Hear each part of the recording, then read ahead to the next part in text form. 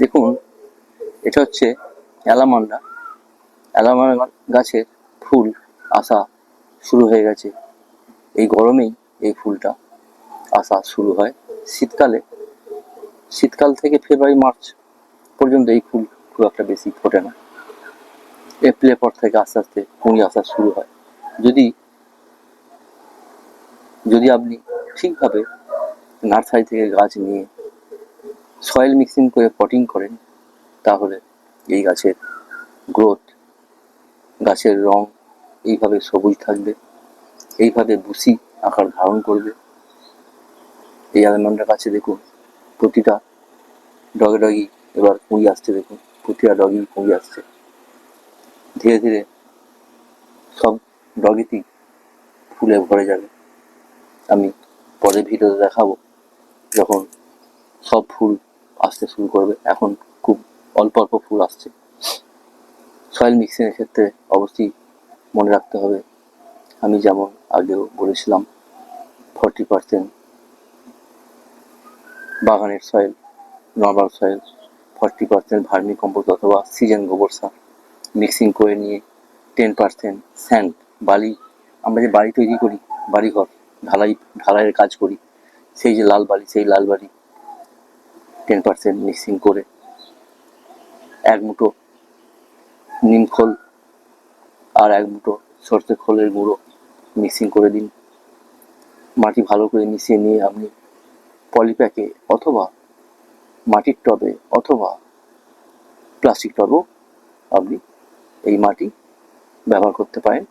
টবের ক্ষেত্রে নিচে একটা যে হোল থাকে, হোলে ড্রেনেজের জন্য একটা খোলাম দিয়ে তার উপর 1/2 ইঞ্চি বালি লেয়ার দিয়ে তারপর মাটি দিন। ড্রেনেজটা খুব ভালো থাকবে। সয়েল মিক্সিং আমরা বালি মিক্সিং করি, ড্রেনেজ মানে জল দেওয়ার পর জল যাতে ধীরে ধীরে নিচে টবের হোল দিয়ে বেরিয়ে যায়। আর পলিপ্যাক হলে পলিপ্যাকের যে ছিদ্র থাকে ছোট, সেখান দিয়েও এই জল বেরিয়ে যেতে পারে, ড্রেনেজ সিস্টেম হয়। জল টবে দাঁড়িয়ে গেলে বা পলিপ্যাকে দাঁড়িয়ে গেলে যদি জল না বেরোয়, তাহলে গাছ বাঁচানো খুব মুশকিল হয়ে যাবে। সেরকম অবস্থা দেখলে আবার রিপোর্টিং করার দরকার পড়ে। অ্যালমন্ডা গাছের ফুল সাধারণত হলুদ, দেখি আমার কাছে হলুদই আছে, অন্য কালার থাকতে পারে, তবে হলুদটাই বেশি পাওয়া যায়। আর যখন ফুল ফোটা শুরু হবে, ফুল ফোটার আগে সয়েল মিক্সিংয়ের পর আপনি 1 মাস কোনো সার দেওয়ার প্রয়োজন নেই। গাছ ধীরে ধীরে বাড়তে থাকবে। গাছের ডগ মোটা হলে, ফুল না এলে, ফুল আসার আগে ডগগুলোকে ডিপ ছাঁটাই করুন। 1 ইঞ্চি 1.5 ইঞ্চি করে গাছের ডগগুলো প্রুনিং করে দিন, কেটে দিন। তার পাশ থেকে আবার ডাল বেরোবে। এইভাবে পাশ থেকে ডাল বেরিয়ে এরম বুশি আকার ধারণ করবে, গাছ পুরো ঝোঁপ হয়ে যাবে।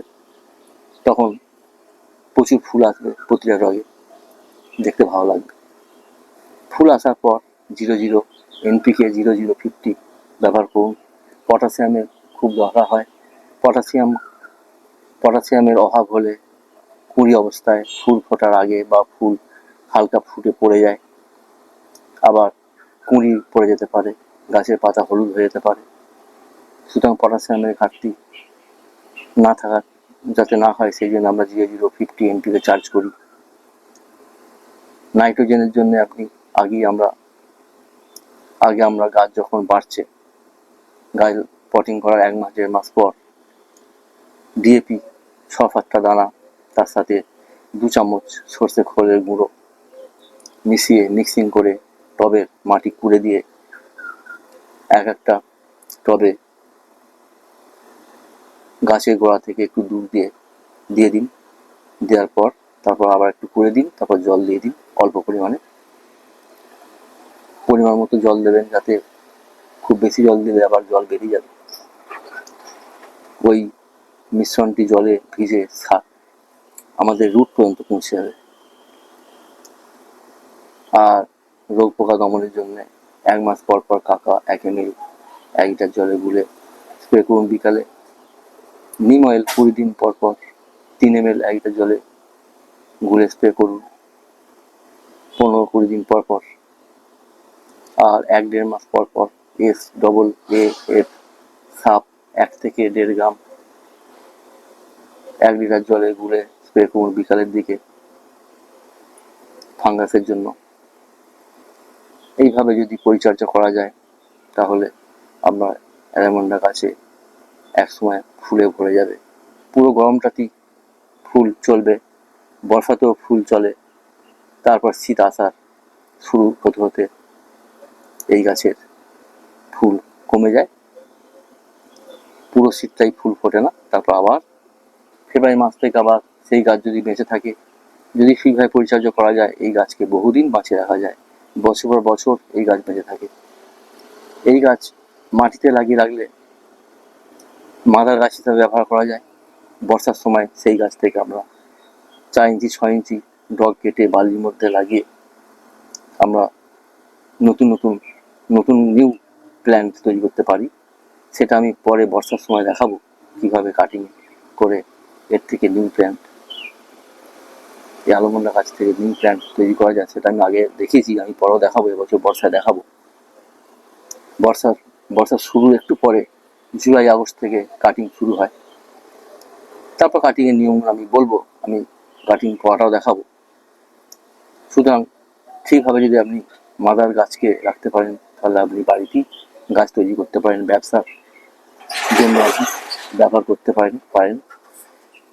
আবার ছাদ সাজানো, ঘর সাজানোর জন্য রাখতে পারেন, ঘরের আশপাশে চারিদিকে রাখতে পারেন যেখানে রোদ পাবে।